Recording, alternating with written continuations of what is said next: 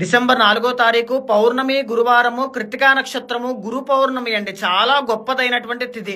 ఆ రోజున ఎవరైనా సరే జాతకంలో గురుబలం లేనటువంటి వాళ్ళు, ప్రత్యేకించి ఏంటి అంటే మేషరాశి వాళ్ళు, మిథున రాశి వాళ్ళు, కర్కాటక రాశి, కన్యా రాశి, తర్వాత వృశ్చిక, మకర, మీన రాశి వాళ్ళకి తరువాత రోజు డిసెంబర్ 5వ తారీఖు దగ్గర నుంచి గురుబలం తగ్గబోతోంది.